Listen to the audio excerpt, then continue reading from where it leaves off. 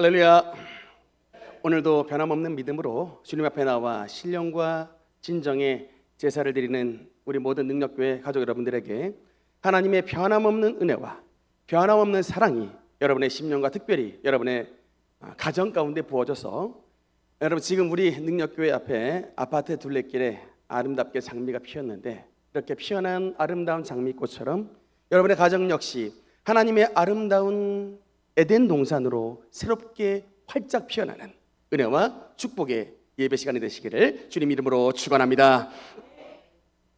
우리는 지금 계속해서 5월 가정의 달을 맞아서 믿음의 명문가를 세우라는 제목으로 말씀을 나누고 있습니다. 특히 지난 시간에는 가정에 흐르는 쓴 뿌리를 끊으라는 쓴 뿌리에 관한 말씀을 나누었었는데, 여러분 이게 뿌리가 뭡니까? 뿌리. 겉으로는 보이지 않는 것입니다. 그러나 그 보이지 않는 뿌리가 그 나무와 그 풀에를 자라게 하는 원동력이 되는 것이 바로 뿌리입니다. 마찬가지로 우리의 눈에는 보이지 않지만 가문마다 여러 가지 죄로 말미암은 쓴 뿌리가 우리의 동일하게 가정 가운데 심겨져 있어서 여러 가지 동일한 죄악들, 동일한 불행한 일들이, 예를 들면 알코올 중독이나 가정 파괴나 도박이나 폭력이나 여러 가지 나쁜 일들이 대물림하여 위에서부터 아래로 계속해서 내려오는 현상, 영적인 질병의 유전 현상들이 바로 쓴 뿌리였다라고 말씀을 드렸습니다.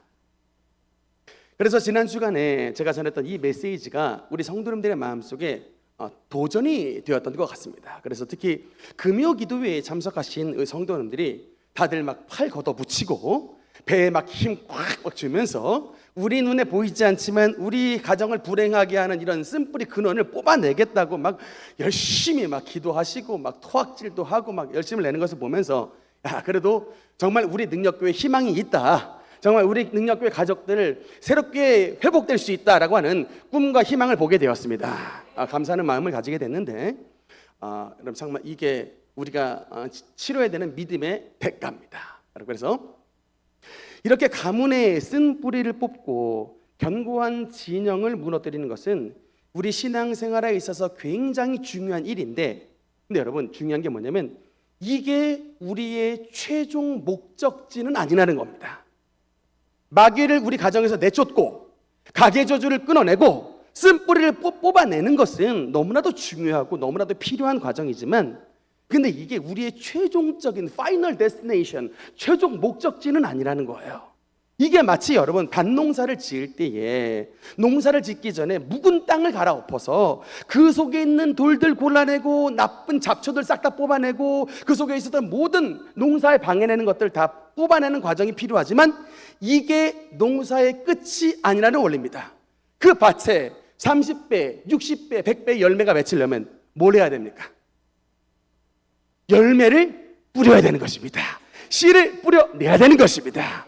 사랑의 씨앗을 뿌려야 되는 것입니다. 그래서 여러분 오늘 가정 시리즈의 마지막 주제가 뭐냐? 나의 사랑 내 어여쁜 자야, 일어나 함께 가자. 하나님의 사랑의 씨앗으로 여러분의 가정에 이 필드를, 밭을 주님의 사랑의 씨앗으로 뿌려야 되는 것입니다. 영적 농사에 성공하셔야 되는 것입니다. 여러분 지금 우리 대한민국 상황은 영적으로 보면 굉장히 빨간불이 들어가 있는 상황입니다.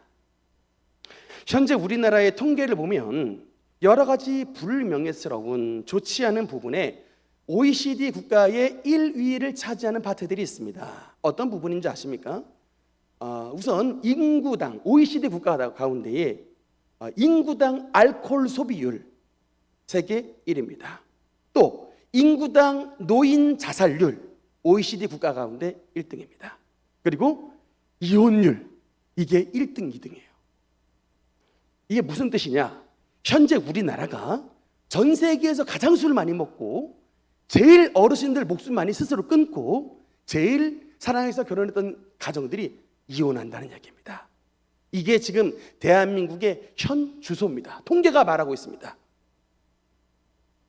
왜 그럼 이렇게 저마다 인생이 그렇게 소중한 인생인데 그렇게 꿈을 가지고 나왔던 인생들이 이렇게 살다 보니까 인생이 술에 잠겨 있고 그렇게 소중한 인생들을 스스로 마감을 해버리고 그렇게 약속하여 아름답게 출발했던 가정들이 원수가 되어 서로 갈라지는 이런 비극들이 왜 도대체 대한민국 땅에 이렇게 많이 일어나느냐? 한마디로 말해서 가정이 고장났기 때문입니다. 가정이 제 기능을 하고 있지 못해서. 여러분, 우리 아이들 한번 보십시오.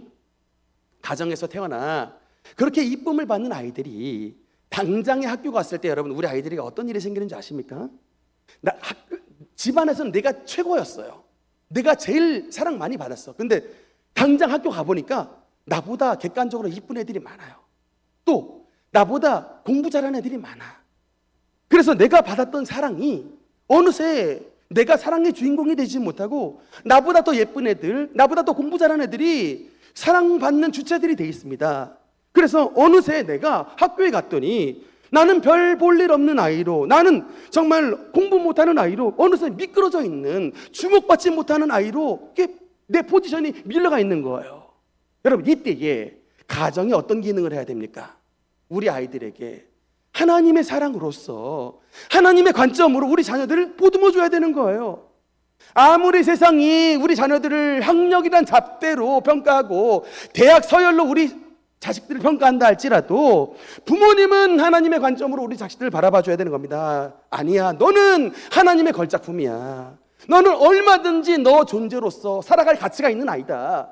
하나님의 관점으로 우리 자녀들을 양육해야 되는데, 그래서 꿈과 희망을 우리 자식들에게 넣어줘서 공부가 아니라 할지라도 이 세상은 얼마든지 많은 다양한 분야가 있고 너가 잘할 수 있는 분야가 얼마든지 많이 있다고 꿈과 희망을 실어줘야 되는데, 신앙 좋다고 말하는 우리 교회의 권사님들, 우리 교회 집사님들이, 여러분, 우리 교회 얘기 아니라 신앙 좋은 분들이 말을 하기를, 너는 누구를 닮아서 그렇게 공부를 못하고 네가 내 자식이라는 것이 창피해 죽겠다라고 말하면서 이런 따위 성적표 갖고 올 것이면 당장 나가라고, 화가 나니까 그렇게 했었겠지만, 만약에 이런 식의 양육이 계속해서 우리 아이들에게 간다면 도대체 우리 아이들은 어디로 가야 되겠습니까? 공부 못하고 싶어서 못한 것도 아닌데 아이들만 그렇습니까? 직장생활 가운데에 스트레스 받는 남편, 얼마나 여러분 직장생활이 어려운 줄 아십니까? 가뜩이나 상사한테 치고 후배들이 치고 올라오고 받는 월급 마음에 안 들어가지고 힘들어 죽겠는데, 집에 오자마자 돈 적다고 이 돈 가지고 도대체 어떻게 살림을 하라고 말하는 바가지 긁는 아내를 만났을 때, 그럼 아내만 그렇습니까? 그렇잖아도 가뜩이나 없는 살림 쪼개가지고 집안 살림하랴, 애들 통학시키고 공부시키랴, 여러 가지 동분서주 하는데 남편분 집에 오자마자 집안 꼴이 이게 뭐냐고 호통을 치고 도대체 애들을 어떻게 교육시켰길래 이 모양 이 꼴이냐고 막 퍼부었을 때, 이게 우리 대한민국 가정 안에서 일어나는 일들이 아닙니까? 한마디로 지금 뭐가 필요한 상황이냐? 우리 모두, 우리의 모든 가정이 주님의 치유가 필요한 상황입니다. 여러분, 이 주님의 치유가 무엇을 통해서 오느냐? 나의 사랑, 나의 어여쁜 자야, 일어나 함께 가자. 주님의 사랑으로, 그 주님의 사랑의 힘이 이렇게 어둠에 속해 있는 우리 모든 가정의 구성원들이 일으켜 세워주시고, 주님의 사랑의 힘이 우리의 가정을 에덴으로 바꿔 주시는 것입니다. 주님은 저와 여러분을 나의 사랑이라고 말하고 있습니다. 나의 어여쁜 자야라고 말하고 있습니다. 함께 가자라고 말하고 있는 것입니다. 주님은 우리를 이렇게 바라보고 있는데, 여러분의 사랑하는 가족들이, 사랑하는 사람들에게 어찌 함께 가려고 하지도 않고 사랑이라고 말하고 하지도 않고 어여쁘게 대우하지도 않고 있습니까? 나의 사랑, 나의 어여쁜 자야, 일어나 함께 가자라고 말을 하는데, 여러분, 사랑이 뭡니까? 우리 성경에서 말하는 사랑이 뭘까? 헬라 사람들은 이 사랑에 대해서 네 가지로 그 정의를 해놨습니다. 이게 아가페라고 해서 하나님의 영원하신 무조건적 사랑, 스톨게라고 해서 가족 간의 사랑, 필레오라고 해서 친구 간의 사랑, 에로스라고 해서 남녀 간의 사랑, 이렇게 네 가지로 분류를 했는데, 성경에서 말하는 사랑의 핵심이 여러분 뭐겠습니까? 뭐가 나의 사랑, 나의 어여쁜 자야라고 말할 수 있는 그 사랑의 데피니션이 되겠습니까?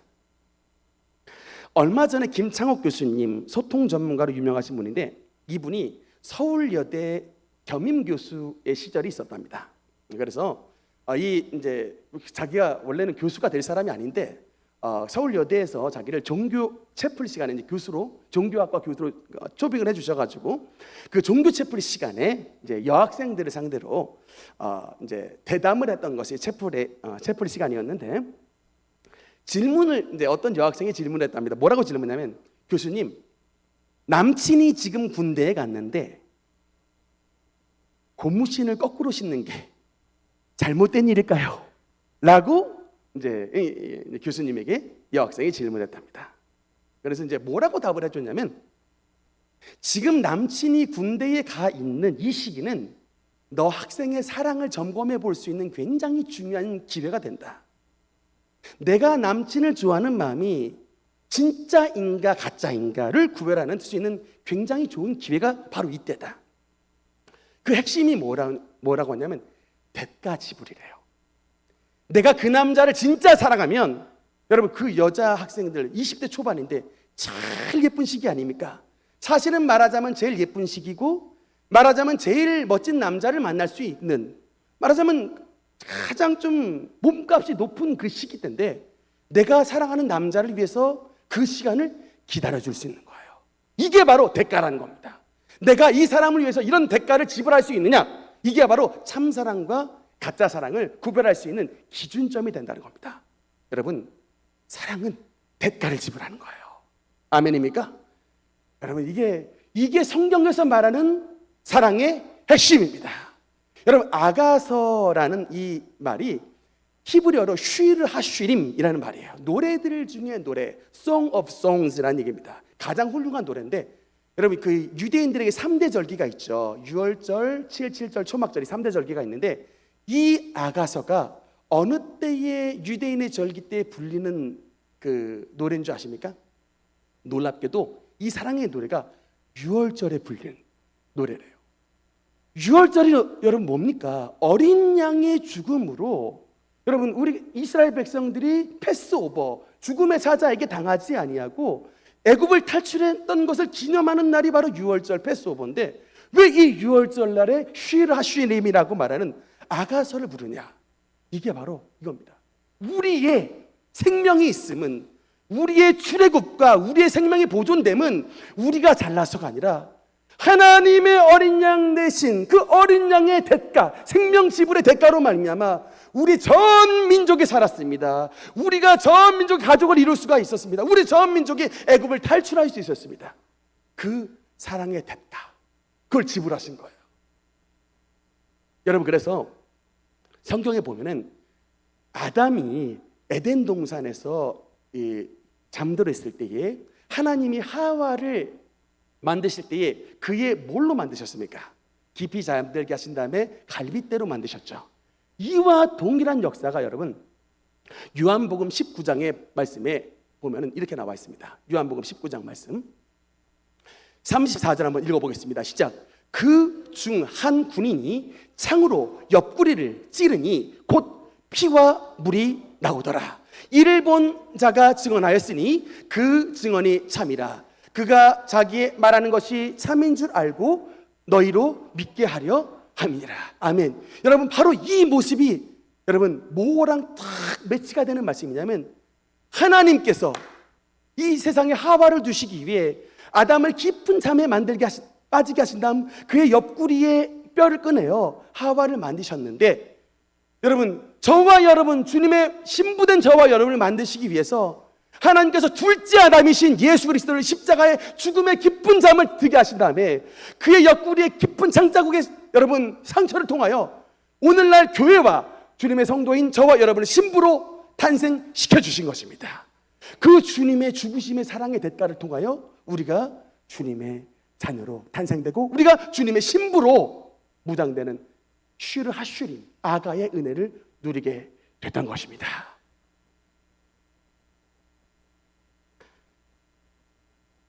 하나님과의 관계가 끊어진 사람의 대표적인 여러분 습성이 뭔지 아십니까? 남 탓하기예요. 하나님의 사랑의 은혜를 받지 못하고 하나님과의 관계가 끊어진 자의 대표적인 특징이 뭐냐? 남 탓하기입니다. 여러분, 성경에 보면 남 탓하기가 시리즈로 나와 있는 성경장이 있으니 그 장이 바로 창세기 3장입니다. 성경에 보면요, 원래 하나님께서 하와를 만드셔서 하와를 아담에게로 데리고 오셨을 때 아담의 첫 번째 반응이 뭡니까? 이는 내 뼈 중에 뼈요, 내 살 중에 살이라. 너무나도 이뻐서, 너무나도 좋아서 노래를 부르고 찬송을 불렀던 것이 바로 아담의 첫 반응이었습니다. 하와를 보고. 그런데 창세기 2장에서 3장으로 넘어가는 사이에 뭐가 있어요? 선악과 범죄로 말미암아 하나님과 인간 사이의 관계가 끊어졌을 때 바로 조금 전에 하와를 보고 내 뼈 중에 뼈요, 살 중에 살입니다라고 하나님께 찬송을 올려드렸던 아담이 어떻게 바뀌었느냐? 창세기 3장에 보니, 지금 여러분 창세기 3장 12절 말씀만 우리 한번 읽겠습니다. 시작. 아담이 이르되 하나님이 주셔서 나와 함께 있게 하신 여자, 그가 그 나무 열매를 내게 주므로 내가 먹었나이다. 사실을 말하면 뭐예요? 솔직히 말하면 뭡니까? 아담이 교만과 탐심으로 하나님처럼 높아지고 싶고 이거 먹으면 내 인생 필 것 같으니까 사실은 교만과 탐심의 죄로서 하나님 앞에 범죄했던 것인데, 여러분, 하나님과의 관계가 끊어진 사람의 대표적인 특징이 뭐라고요? 남 탓하기. 누구 탓합니까? 하나님이 주셔서 내가 나와 함께한 이 여자. 첫째로 하나님 탓해요. 여러분, 이게 신앙이 떨어지면 하나님을 향해서 맨날 원망합니다. 여러분, 이게 미끄러지는 거예요. 조금 전에 하나님 이런 여자 주셔서 감사합니다, 내 뼈 중에 뼈요, 살 중에 살입니다, 찬송 불렀던 그 입술에 하나님이 이 여자 안 줬으면 나 따먹을 일도 없는데 이 여자 주시는 바람에 내가 먹었습니다 라고 말한 거예요. 또 여자 탓하죠.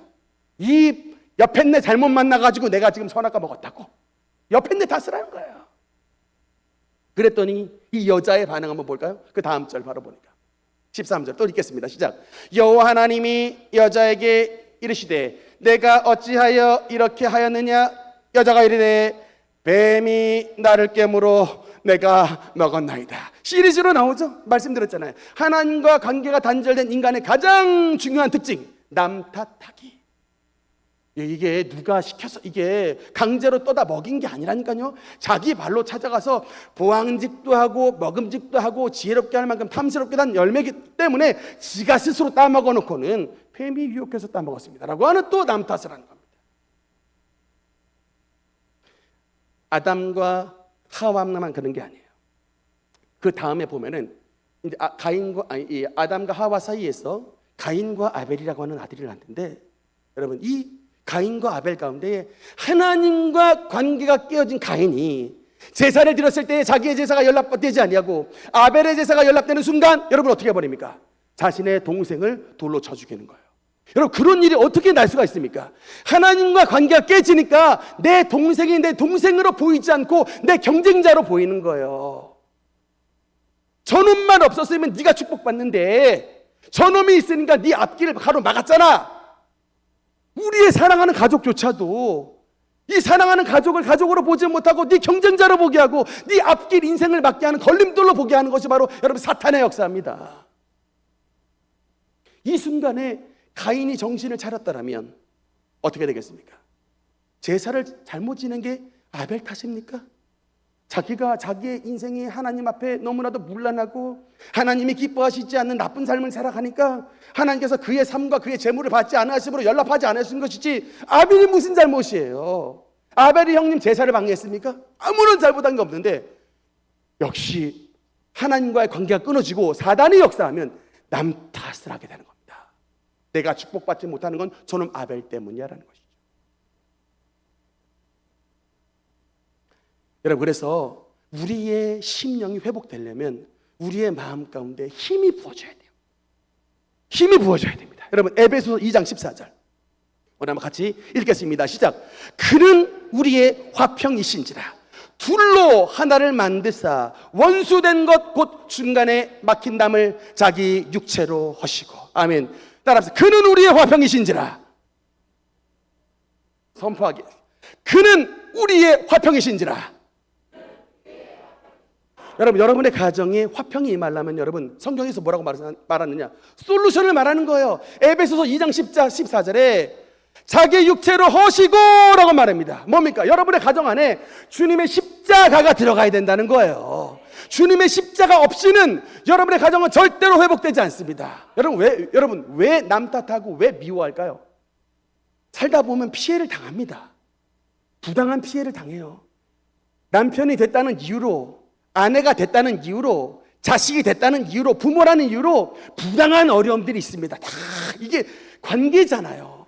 어디에 여러분 10대 0의 관계가 어디 있습니까? 다 관계가 있는 거예요. 남 탓하고 여러분 미워하다 보면 끝이 없습니다. 근데 여러분, 가정의 회복의 출발은 그 가정 안에 십자가가 들어와야 되는 거예요.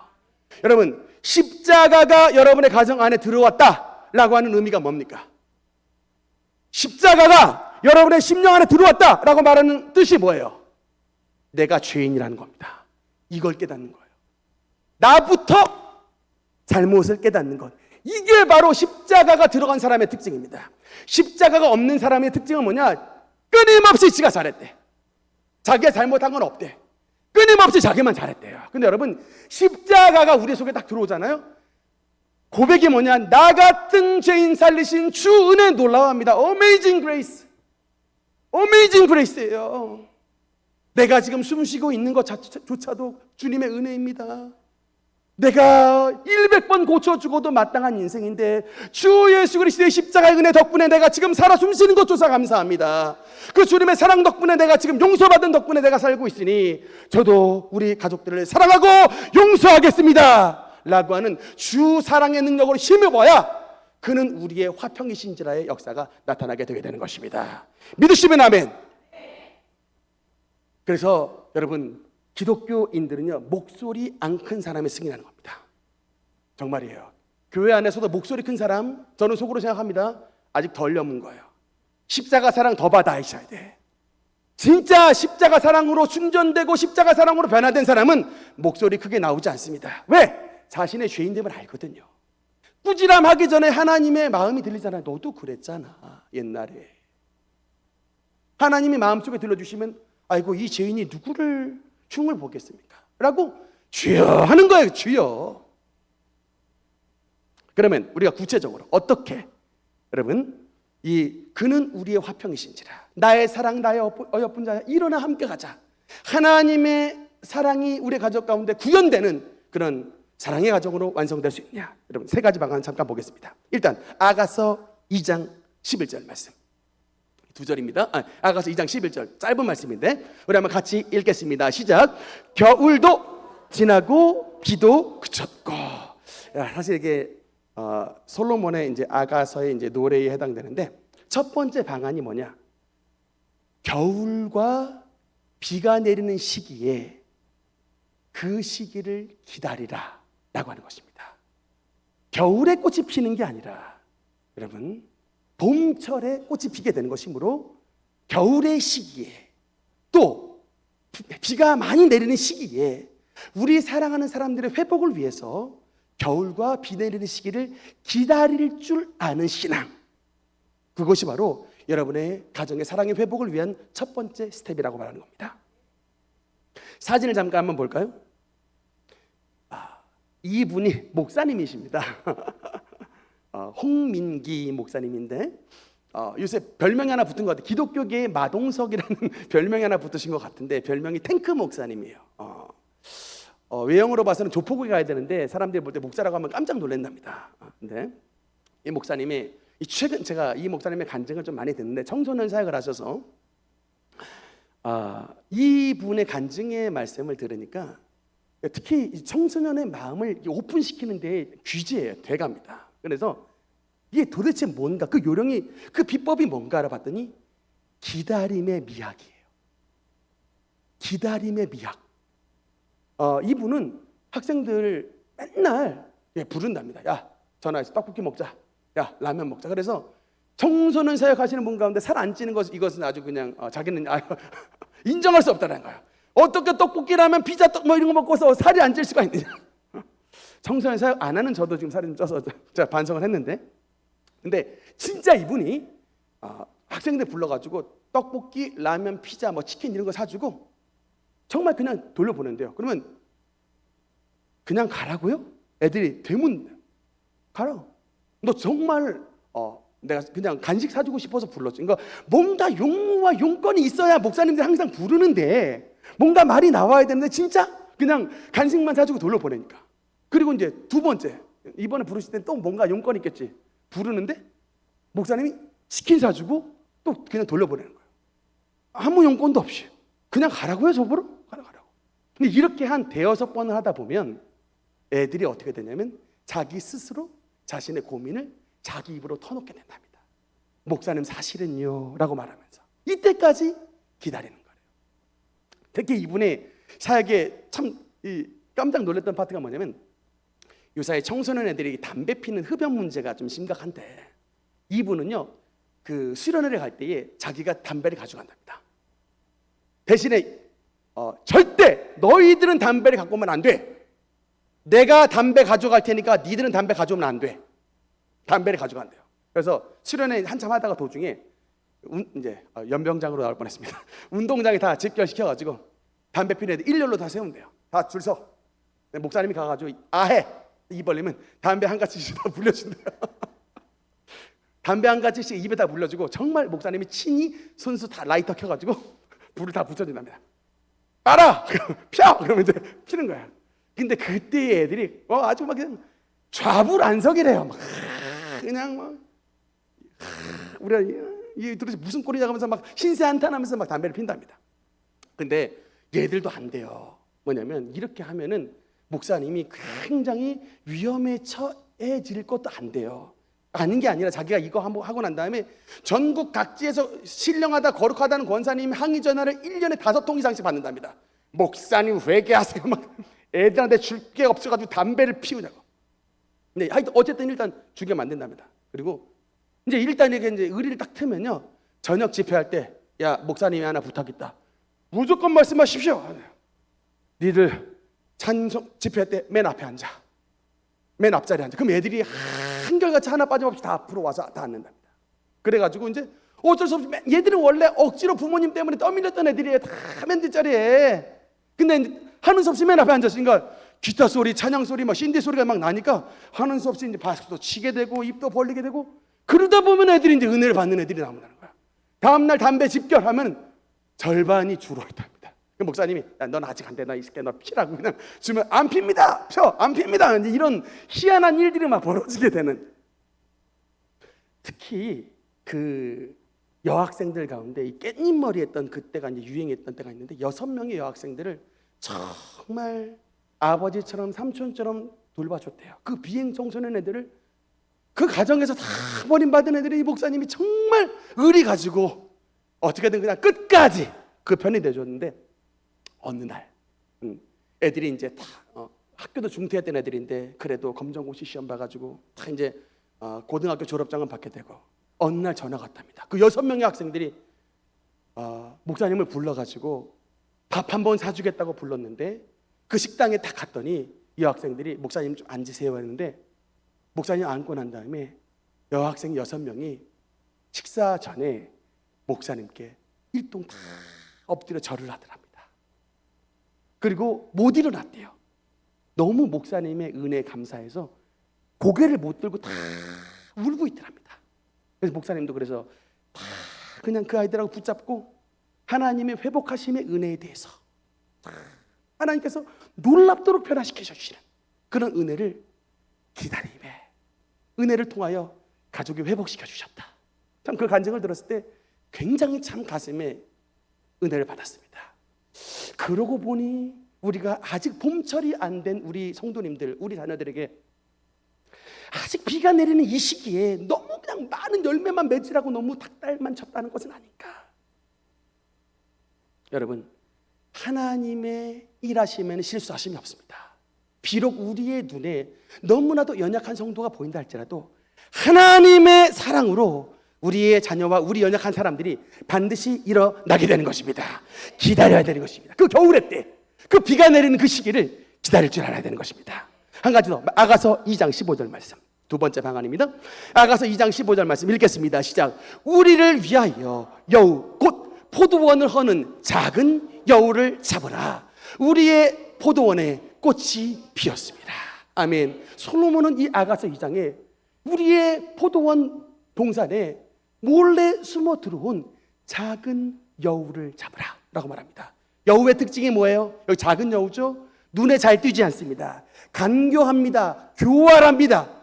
눈에 잘 띄지 않아요. 마치 여러분 이 작은 여우로 대비되는 악한 것들, 우리의 눈에 보이지 않는 영적인 세력들이 우리의 가정에 들어와 있기 때문에 여러분 이 아가서에서도 우리 가정에 사랑의 꽃이 피기 위해서는 우리 가정에 몰래 침투해 들어온 작은 여우를 잡으라고 말하고 있는 것입니다.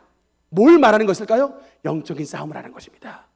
여러분의 가정에 들어가면 이상하게 화가 자주 나고, 여러분의 가정에 들어가면 이상하게 분노가 나고, 오래도록 반복하면서 살았던 이것은 당연한 현상이 아니라 아가서의 말씀에 의하면 여러분의 가정에 작은 여우가 침투해 들어왔기 때문에 말하고 있는 것입니다. 솔로몬은 말합니다. 이 동산에 꽃이 떨어지지 아니하도록, 이 꽃에서 열매가 나타나도록, 그 꽃을 잡아먹지 못하게 그 숨어있는 동산에 작은 여우를 하나도 남김없이 쫓아내고 잡으라고 말씀하고 있는 것입니다.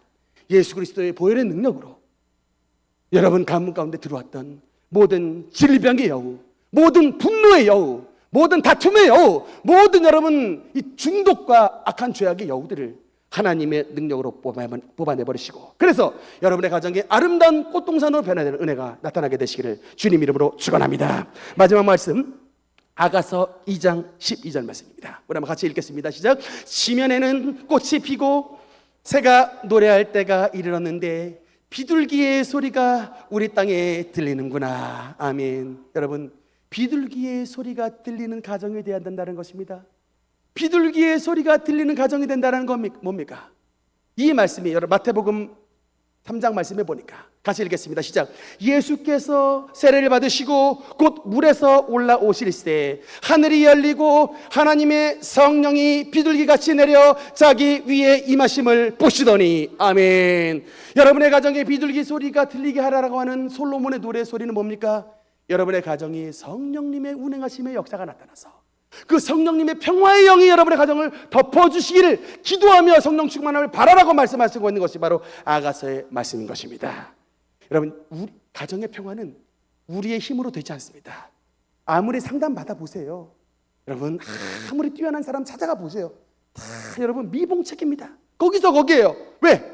평화는 우리의 힘으로 맞는 것이 아니라 하나님의 비둘기로 상징되는 하나님의 성령이 우리 가족에게 역사해 주셔서 우리의 마음속에 하나님의 십자가를 집어넣어 주셔야 마음속에 담이 무너져버리고 마음속에 미움이 뽑히게 되고 용서하고 용납하고 사랑할 수 있는 큰 힘을 하나님의 성령이 부어주시기 때문인 것입니다. 여러분의 가정 가운데에 하나님의 성령께서 역사해 주셔서 우리의 모든 막힌 담을 무너뜨려 주시기를 주님 이름으로 축원합니다. 하나님의 성령이 오시면 용서하게 하십니다. 그러나 마귀가 우리의 마음에 들어오면 마귀는 미워하게 하고 정죄하게 하고 남탓하게 합니다. 누구의 가르침을 따를 것이냐? 오늘 이 말씀을 듣고 여러분의 가정 가운데서 먼저 실천하는 사람들 가운데에 하나님의 놀라운 성령의 열매가 맺혀지게 되게 되는 것입니다.